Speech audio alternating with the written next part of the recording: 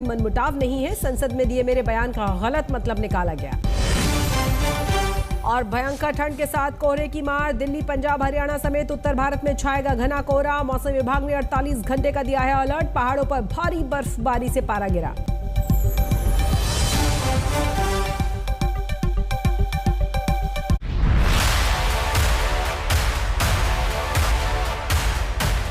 नमस्कार, मैं हूं शम्स ताहिर खान और आप देख रहे हैं वारदात।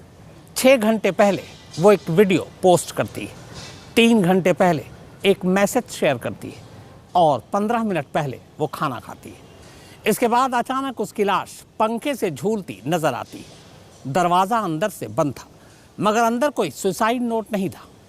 टीवी एक्ट्रेस तुनिशा शर्मा की मौत को लेकर मुंबई पुलिस और पोस्टमार्टम रिपोर्ट दोनों ही इसे खुदकुशी बता रहे हैं, लेकिन सुसाइड नोट की गैर हाजिरी में मौत की वजह को लेकर तमाम सवाल उठ रहे हैं।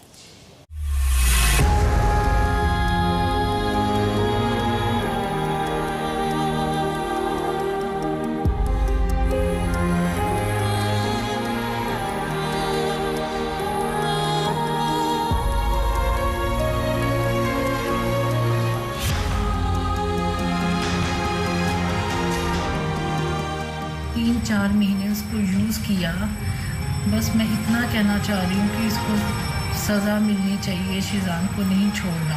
मेरे साथ चीटिंग हुई है, मेरे साथ गलत हुआ है, वो ऐसा कैसे कर सकता है, ये सब बोल रही थी। वो बार बार रिपीट कर रही थी एक ही बात को। वो हमेशा खुश रहने वाली लड़की थी, हमेशा बहुत ज़्यादा एनर्जेटिक रहती थी। उसकी वजह से सेट का माहौल जो है वो हमेशा सब हंसते रहते थे। तुनिशा जी हमसे हमेशा यही कहती थी, मेरे भाई मनीष हमेशा अच्छे से काम करो, मतलब कर्म प्रधान दुनिया है, कर्म करोगे तभी फल मिलेगा। लेकिन हम इंडिया सरकार में काम कर रहे थे, लेकिन मुझे ये नहीं पता चला कि तुनिशा जी ने ऐसा क्यों किया।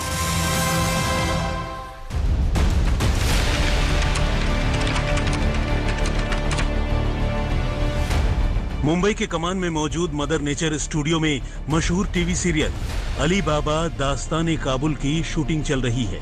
सीरियल में मरियम का रोल निभा रही 20 साल की खूबसूरत एक्ट्रेस तुनिशा शर्मा सुबह करीब 10 बजे सोशल मीडिया पर इंग्लिश में एक लाइन लिखती हैं, जिसका मतलब है जो अपने जुनून से आगे बढ़ते हैं वो रुकते नहीं। इसके ठीक 5 घंटे बाद यानी खुदकुशी से करीब 1 घंटे पहले वो फिर से सोशल मीडिया पर ही अपना एक वीडियो अपलोड करती है। वीडियो शूटिंग से पहले मेकअप लेने का है। वीडियो में भी तुनिशा काफी खुश नजर आ रही है, लेकिन इसके बाद 1 घंटे गुजरते गुजरते एकाएक मदर नेचर स्टूडियो का पूरा माहौल ही बदल जाता है।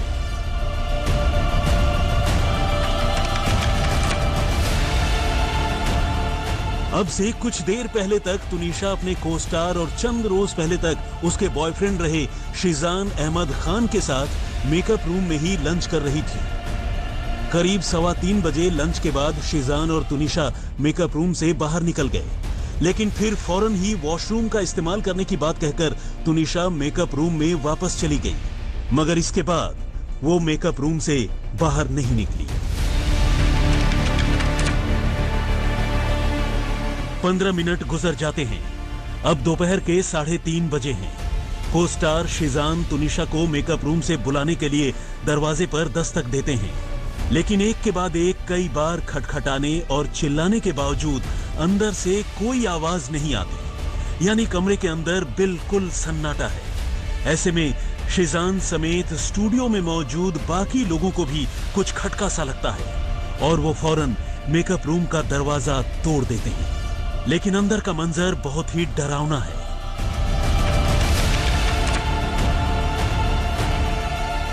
तुनिशा मेकअप रूम के अंदर ही एक फंदे से लटक रही है। ये फंदा उस क्रेप बैंडेज का है जो चोट लगने के बाद तुनिशा पिछले कुछ दिनों से अपने हाथ पर बांध रही थी। आनन फानन में शीजान स्टूडियो में मौजूद दूसरे लोगों के साथ मिलकर किसी तरह तुनिशा को फंदे से नीचे उतारता है। चूंकि फंदा चंद मिनट पहले ही लगाया गया है, तुनिशा का शरीर अब भी गर्म है, लिहाजा लोग फौरन उसे उठाकर अस्पताल ले जाते हैं।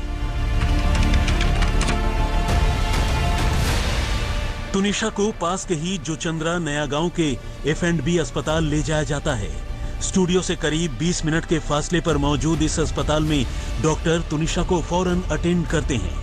मगर अफसोस, उसकी जांच करने के बाद डॉक्टर आखिरकार तुनिशा को ब्रॉड डेथ यानी मुर्दा करार देते हैं।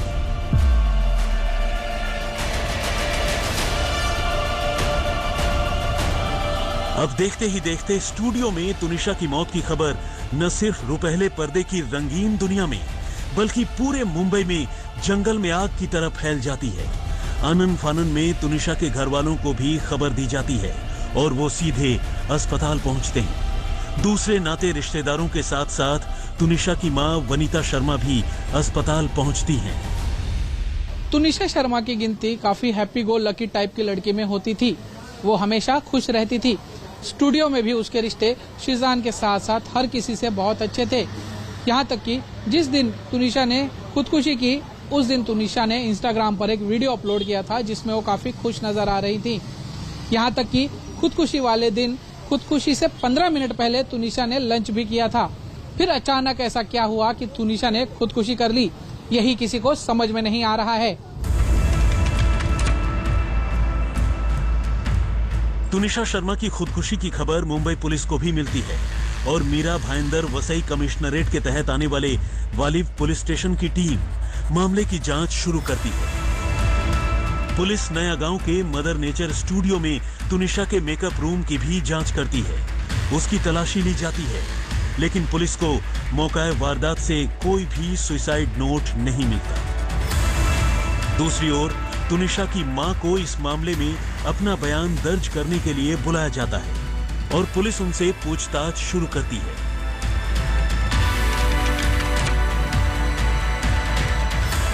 करीब 1.25 घंटे बाद पुलिस तुनिशा की मां के बयान के आधार पर इस सिलसिले में आईपीसी की धारा 306 के तहत तुनिशा के को स्टार शिजान खान के खिलाफ उसे खुदकुशी के लिए उकसाने का मुकदमा दर्ज करती है।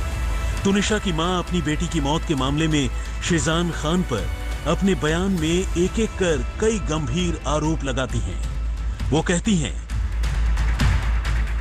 कि शिजान और तुनिशा एक दूसरे को काफी दिनों से डेट कर रहे थे और एक दूसरे के काफी करीब थे, लेकिन अचानक 15 रोज पहले शिजान ने खुद को तुनिशा से अलग कर लिया, यानी ब्रेकअप कर लिया। हालांकि तुनिशा मेंटली इमोशनली शिजान पर काफी ज्यादा डिपेंडेंट थी और शिजान का व्यवहार बर्दाश्त नहीं कर पा रही थी। तुनिशा ने इसके बारे में अपनी मां को भी बताया था और मां ने शिजान को समझाने की बात कही थी। इसके बाद तुनिशा की मां अपनी बेटी की खुदकुशी से महज 1 रोज पहले यानी 23 दिसंबर को उसके स्टूडियो में सेट पर भी पहुंची थी। यहां उन्होंने तुनिशा से उसके रिश्तों को लेकर शिजान से बात की और ब्रेकअप की वजह जानने की कोशिश की। तुनिशा की मां ने अपनी बेटी के कहने पर ही शिजान से अपना फैसला बदलने की भी रिक्वेस्ट की थी, लेकिन शिजान ने तुनिशा की मां से मुझे माफ कर दो कहकर अपना पीछा छुड़ा लिया था। शिजान के इसी रवैये और अचानक किए गए ब्रेकअप की वजह से तुनिशा ने खुदकुशी कर ली।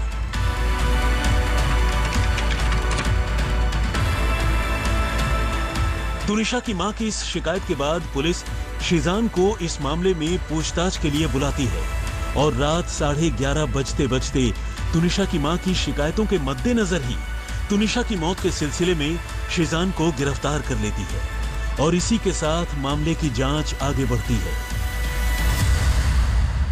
रोजमर्रा की तरह 24 दिसंबर के दिन भी खुशी खुशी तुनिशा अपने घर से टेलीविजन सीरियल के सेट पर पहुंची। स्टूडियो में जाकर उसने शूटिंग भी शुरू की और करीब 3 बजे जब लंच ब्रेक हुआ तो वो शहजान के साथ लंच करने पहुंच गई मेकअप रूम में। 3 से 3:15 तक शहजान और तुनिशा साथ में लंच कर रहे थे। उसके बाद ऐसा कुछ हुआ कि चंद ही मिनटों में तुनिशा ने फांसी लगा ली, अपनी जान ले ली। बहुत से लोगों का स्टेटमेंट रिकॉर्ड किया गया। शहजान को भी पूछताछ के लिए पुलिस ने रोक कर रखा। तुनिशा की मां वनीता जब पुलिस के पास पहुंची तो उन्होंने शहजान और तुनिशा के रिश्ते के बारे में पुलिस को बताया और ये भी बताया कि शहजान ने रिलेशनशिप तोड़ दी थी, जिसकी वजह से तुनिशा परेशान चल रही थी और इसी वजह से हो सकता है उसने अपनी जान ले ली। इस आधार पर पुलिस ने एक एफआईआर दर्ज की और एबेटमेंट टू सुसाइड के मामले में शहजान को रात 11:30 बजे अरेस्ट कर लिया।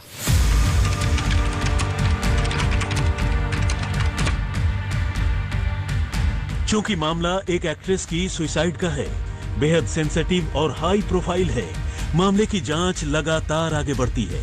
मुंबई के जेजे अस्पताल में डॉक्टर तुनिशा की लाश का पोस्टमार्टम करते हैं और सुबह होते होते पोस्टमार्टम पूरा हो जाता है। और जैसी की आशंका थी, शुरुआती पोस्टमार्टम रिपोर्ट में डॉक्टर मौत की वजह हैंगिंग को ही बताते हैं। डॉक्टर गले पर हैंगिंग के लिगेचर मार्क की पुष्टि करते हैं और बॉडी पर किसी भी तरह की एंटीमॉर्टम इंजरी की बात से इनकार करते हैं। और ये पोस्टमार्टम रिपोर्ट तुनिशा की खुदकुशी करने की खबर की तस्दीक करती है।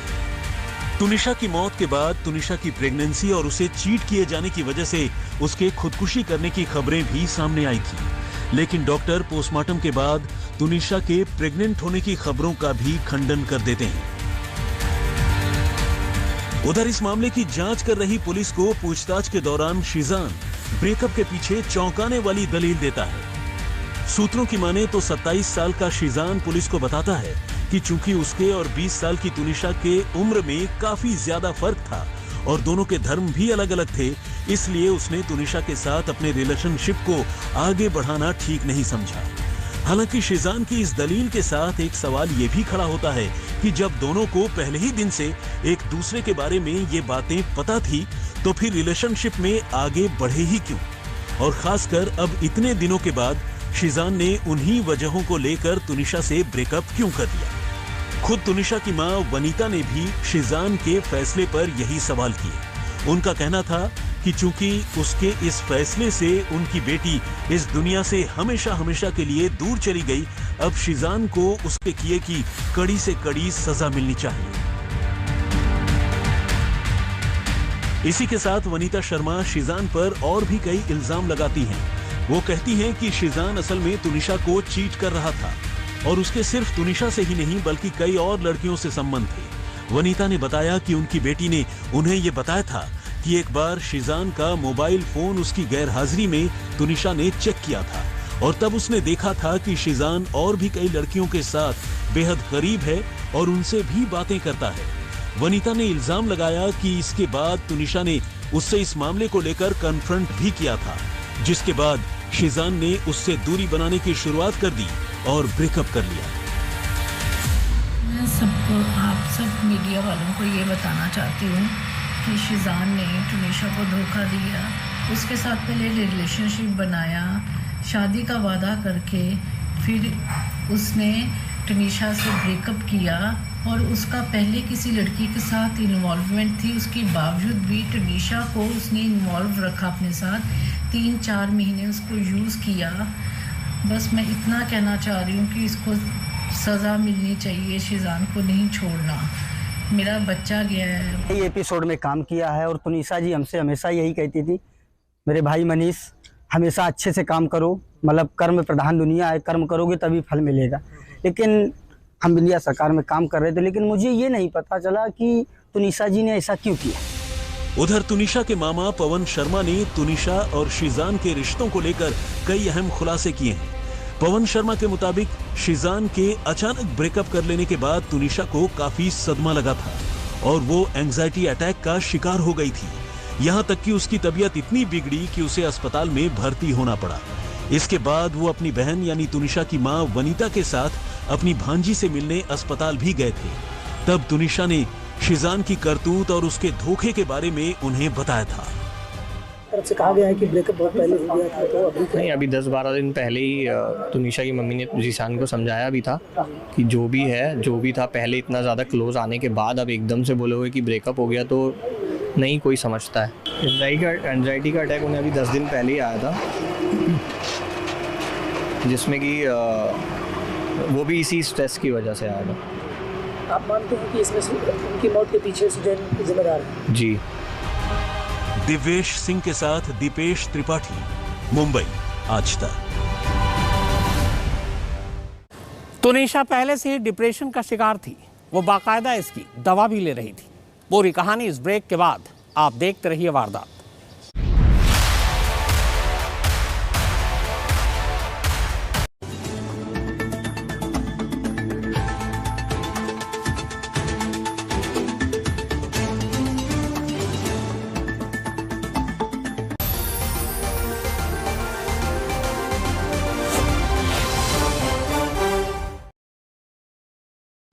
क्लिक में जाने अपना भविष्य। डाउनलोड एस्ट्रो तक ऐप। 1.5 करोड़ लोगों का भरोसा। आज तक लाया है सबसे तेज अवार्ड्स। चुनिए 2022 की सबसे तेज शख्सियतें। कौन है 2022 का सबसे तेज हीरो? ए. अल्लू अर्जुन, बी. अजय देवगन, सी. कार्तिक आर्यन, डी. यश। सबसे तेज अवार्ड्स पोल में भाग लेने के लिए टाइप करें सबसे तेज और व्हाट्सएप करें 8657900895 पर या विजिट करें aajtak.in/सबसे तेज अवार्ड्स पर।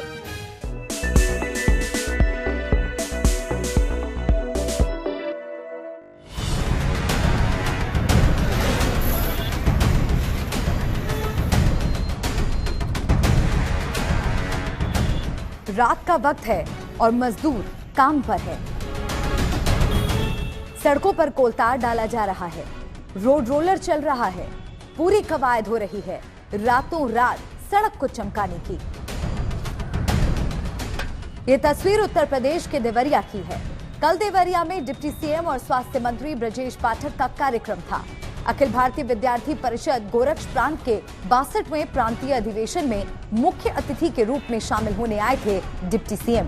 आरोप है कि डिप्टी सीएम को सड़कों पर कोई गड्ढा नजर न आए, इसलिए 24 दिसंबर की रात गोरखपुर देवरिया स्टेट हाईवे पर भटवलिया चौराहे के पास फायर स्टेशन और सदर विधायक कैंप कार्यालय के सामने की सड़क को रातों रात गड्ढा मुक्त कर दिया गया।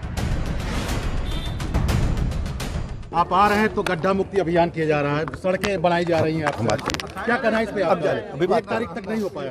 अभी बात पता कर लेंगे। यूपी सरकार ने पिछले महीने गड्ढा मुक्ति अभियान चलाया था। 15 नवंबर तक सड़कों को गड्ढा मुक्त करने की डेडलाइन थी, लेकिन इन तस्वीरों से साफ लग रहा है कि ठेकेदार को डेडलाइन की फिक्र नहीं थी। अगर डिप्टी सीएम का दौरा ना होता तो शायद ये काम भी ना होता। रात में हो रहा बड़ा आनंद फानंद में तैयार है क्या कल? ये नहीं पता, ये नहीं पता है सर। अभी हमारे कौन सी सड़क है, कौन सी सड़क काम करा रहे हैं सर? हमको नहीं पता। ये देवरिया से गोरखपुर वाला रोड है। अच्छा, रात में गड्ढा मुक्त मतलब पैचिंग किया जा रहा है, विधायक की जरूरत है सर। हम तो अभी आ रहे हैं, कह रहे हैं कि सर अभी आ रहे हैं तो करेंगे। आप ही करवा रहे हैं ना। इस सड़क पर आए दिन गड्ढों की वजह से हादसे होते थे। बहरहाल मंत्री के एक दौरे ने सड़क की किस्मत बदल दी। काश ऐसे दौरे नियमित होते रहें तो पूरे यूपी की सड़कें गड्ढा मुक्त हो जाएं। राम प्रताप सिंह, देवरिया, आज तक।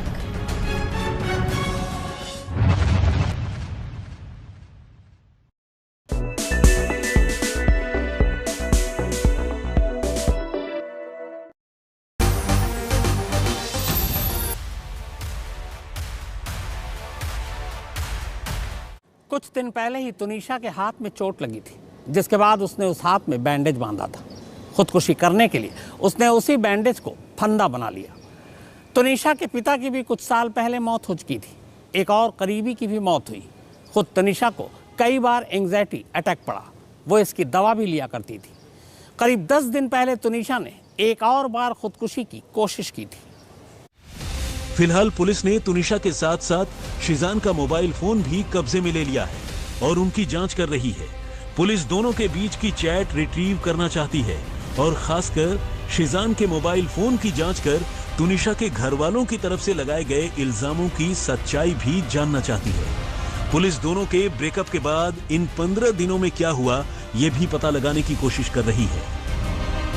जो भी है पुलिस कस्टडी अभी रिमांड ली हुई है। पुलिस ने 4 दिन की पुलिस कस्टडी रिमांड मिली हुई है और पुलिस जो एंगल से करना है वही सभी एंगल से पुलिस इन्वेस्टिगेशन कर रही है और करेगी।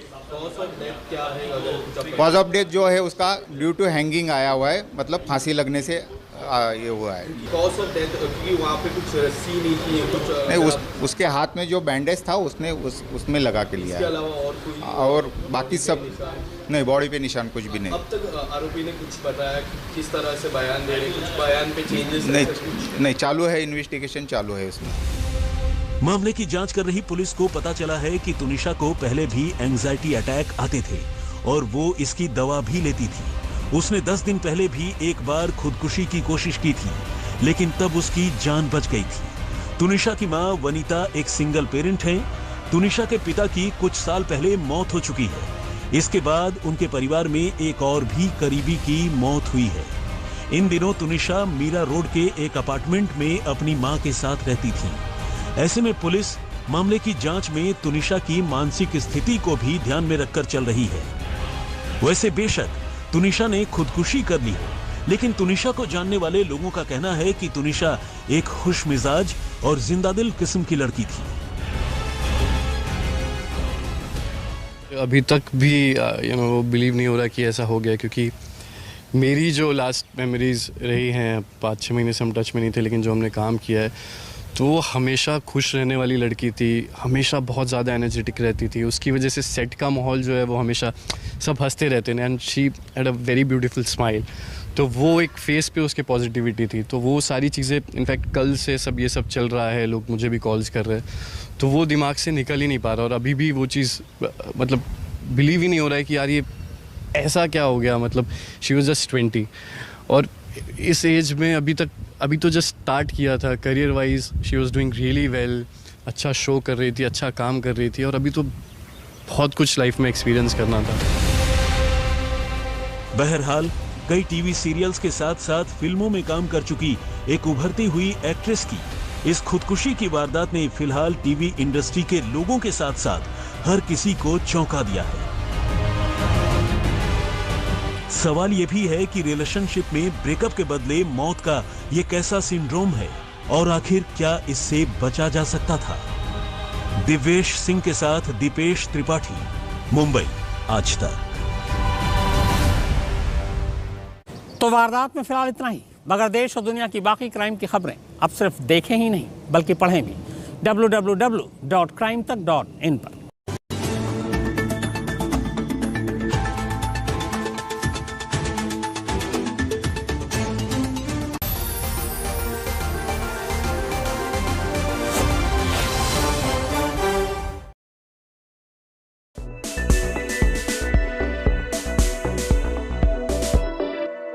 तथ्यों को खंगालने के बाद ये खुदकुशी का कारण क्या है, क्या इसमें भी कोई लव जिहाद है या और कोई मामला है, और यदि यह मामला लव जिहाद का है तो लव जिहाद के पीछे कौन से संगठन है, कौन षड्यंत्रकारी लोग हैं, इस मामले की भी तहकीकात पुलिस के द्वारा की जाए।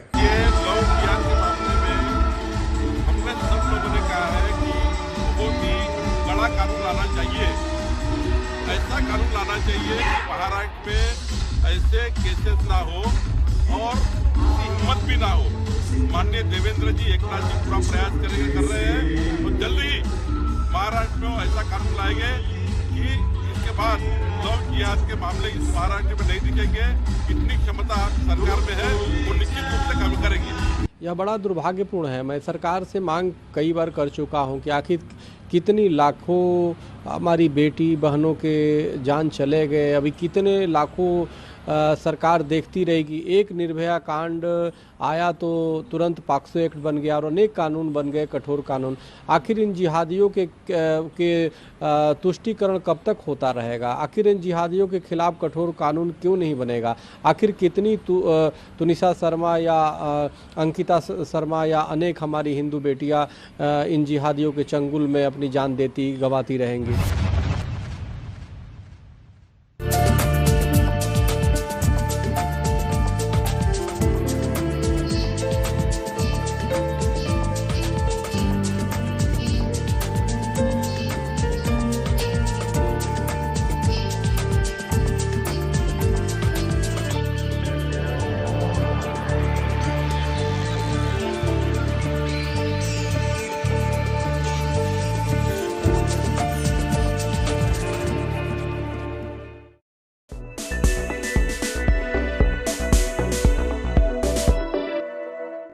तोल मोल के बोल, फिर बात बनेगी।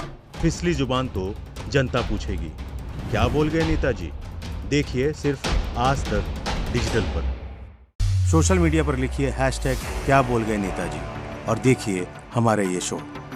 बॉल बॉल पर उठेंगे सवाल, किसकी कैसी टीम, किसका बुरा हाल। देखिए छीछा लेदर बॉल, सिर्फ आज तक डिजिटल पर। सोशल मीडिया पर लिखिए #छीछा लेदर बॉल और देखिए हमारे ये शो। चमकती दुनिया के अनेकों रंग, खूब जमेगा रंग जब आप होंगे हमारे संग। ये है मलिका का जलवा, सिर्फ आज तक डिजिटल पर।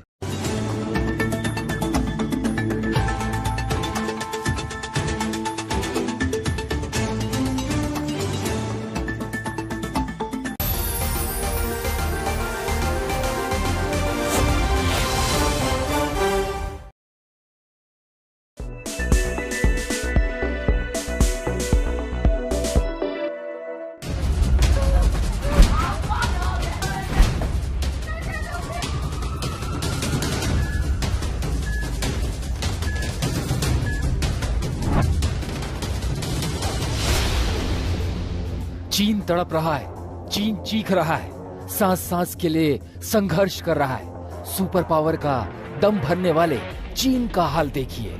अस्पताल बेहाल है, बेड नहीं मिल रहे हैं, जमीन पर इलाज चल रहा है। कई तो स्ट्रेचर पर है, कई तो कतार में है। ये हाल हर शहर का है, हर इलाके का है। चीन में कोरोना का नया वेरिएंट इस कदर बेकाबू हुआ कि घर घर में मौत मंडराने लगी। चीन के सबसे बड़े शहर शंघाई से जुड़े झेजियांग में तो हर रोज 10 लाख लोग कोरोना की चपेट में आ रहे हैं। आशंका तो यही है कि 2 दिनों में यहाँ रोज 20 लाख मरीज आने लगे। झेजियांग का एक औद्योगिक इलाका है, यहाँ की आबादी 65.4 करोड़ है। चीन के भाजोऊ इलाके की ये तस्वीर देख लीजिए, कलेजा कांप जाएगा। इमरजेंसी वार्ड का ऐसा हाल है, दरवाजे पर एम्बुलेंस रुकती है तो तड़पते मरीज को लेकर परिजन भाग रहे हैं। मदद के लिए ना तो मेडिकल स्टाफ है, ना ही मरीज के लिए स्ट्रेचर। अब हॉस्पिटल के अंदर का हाल भी देख लीजिए, वहाँ मरीज के लिए एक बेड तक नहीं है। मजबूरन उसे फर्श पर ही लेटा दिया जाता है और शुरू हो जाता है इलाज। चीन का दावा है कि उसके देश में कोरोना से मौत का आंकड़ा बेहद कम है, लेकिन तस्वीरें चीन के झूठ की पोल खोल रही हैं। वाझोउ इलाके में जो शवदाह है उसके बाहर गाड़ियों की लंबी कतार है, कई एम्बुलेंस वेटिंग में है। वहाँ शवों के अंतिम संस्कार के लिए कई घंटे का इंतजार करना पड़ रहा है। लाशों का ढेर है, लिहाजा चिमनी से धुआं निकलना तक बंद नहीं हो रहा है। अब एक और तस्वीर बीजिंग की है, देखिए। वहाँ भी शव ले जा रही एम्बुलेंस की रफ्तार कभी कम नहीं हो रही है। शवदाह के बाहर लोगों को अपनी बारी का इंतजार करना पड़ रहा है।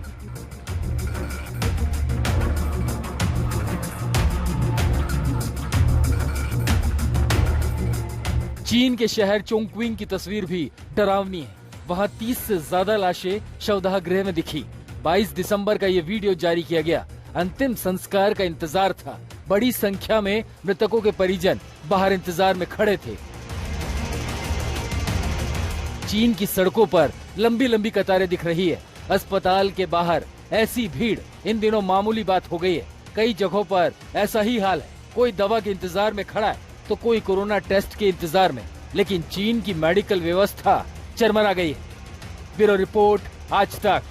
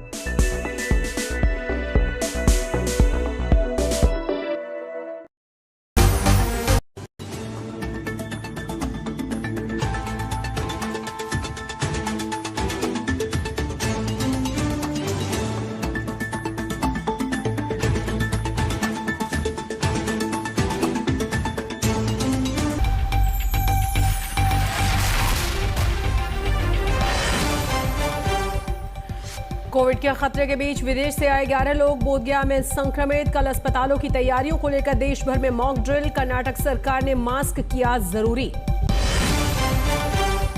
सलमान खुर्शीद ने भगवान राम से की राहुल गांधी की तुलना। कांग्रेसियों को बताया